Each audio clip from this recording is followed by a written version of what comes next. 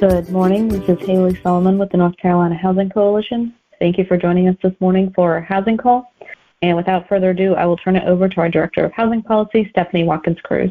Good morning, everyone. I hope you all are having a great week so far. Going to go ahead and kick it off with organizational updates. Please don't forget to submit your nominations for our 2024 North Carolina Housing Coalition Awards. Just as a reminder, each year we recognize housing advocates across the state at our annual breakfast during the North Carolina Affordable Housing Conference, which is taking place this year from September 5th through the 6th. If you or somebody you know has gone above and beyond to advocate for affordable housing in North Carolina, please nominate them today. The deadline currently is at the end of this week, Friday, July 26th. And I just want to really quickly go over a few of the categories. So the categories for our awards include advocacy event, so thinking about an in-person event or event geared towards elected officials that demonstrates the transformative impact of affordable housing in communities. Digital mobilization, an online event or a campaign that mobilizes your network around digital advocacy for affordable housing. Grassroots mobilization, an event or campaign that mobilizes your network around advocacy for affordable housing. Public education materials, so physical or digital media that explains affordable housing concepts or data in a way that is engaging and approachable for those who do not do affordable housing policy professionally. Cross-sector partnerships, so any partnerships with a non-housing organization or multiple organizations for transformative housing advocacy that helps to grow the affordable housing movement beyond housing professionals. And of course, our Louise Mack Award, Housing Counselor of the Year. This award is given to a housing counselor for their leadership in the field of housing counseling and their dedication to financial security for all North Carolinians. So the nomination form is in the call notes for you to check out. If you thought of anyone while listening to those categories or would like to read a few of the examples that we have in the nomination form, please make sure to visit that link this week. And again, the deadline is July 26th. On federal updates, the biggest update we have is President Biden has announced he will not be running for re-election. The North Carolina delegation has voted unanimously to support the endorsement of Vice President Kamala Harris as she begins her presidential campaign.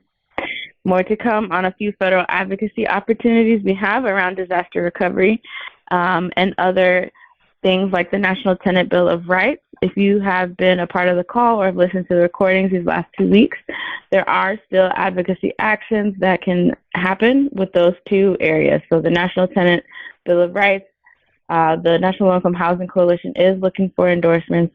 And then there's also some opportunity to support legislation around disaster recovery at the national level. Moving on to state and local updates. As of July 1st, prospective real estate buyers in North Carolina must now be provided the North Carolina Real Estate Commission residential disclosure form by the seller that for the first time includes questions related to a property's flood risk. So this essentially ensures that now buyers, among other information, will know whether or not the house they are looking to buy has been flooded before.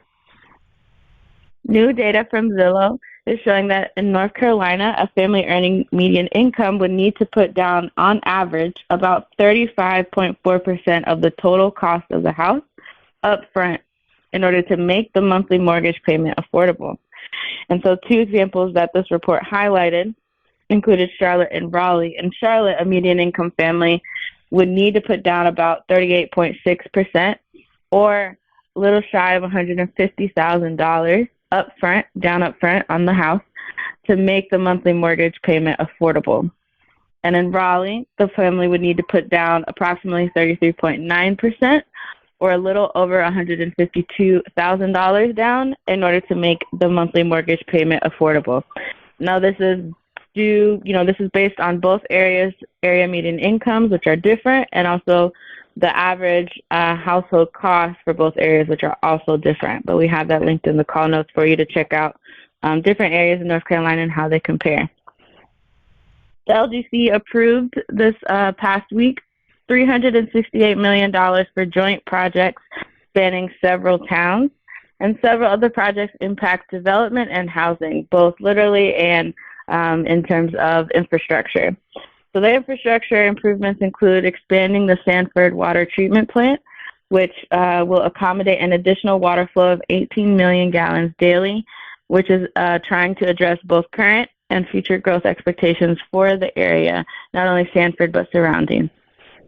Several housing-related projects, such as Enlivian Housing, they received $38.5 million, or they were approved for $38.5 million to develop a 238-unit multifamily rental complex in Charlotte, and $16 million for the North Carolina Housing Finance Agency to rehab 381 units across 14 rural communities. In Haywood County, there are two major affordable housing projects that will be advancing thanks to federal funds. The county received almost $10 million in federal funding for affordable housing after Tropical Storm Fred hit the area almost 3 years ago. So one of the opportunities includes Balsam Edge, 84-unit, with 1, 2, and 3-bedroom units that are planned for land in Waynesville.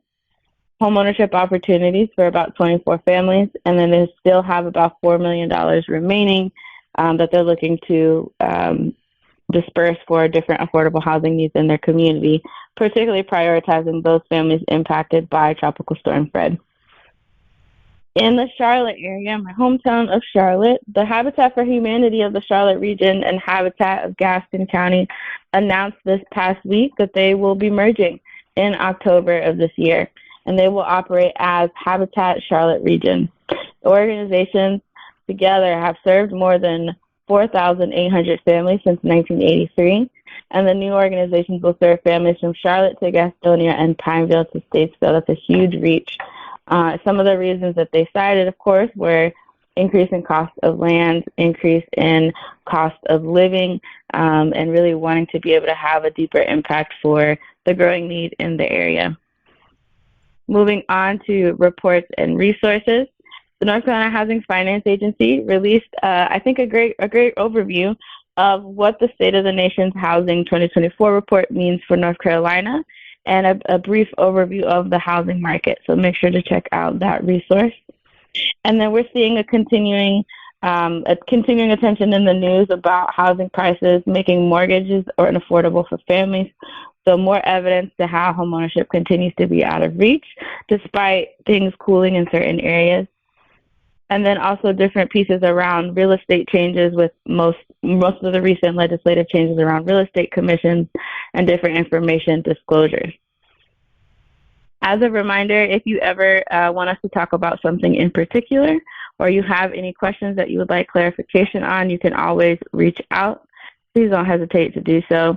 Don't forget to nominate someone for one of our Housing Coalition Awards.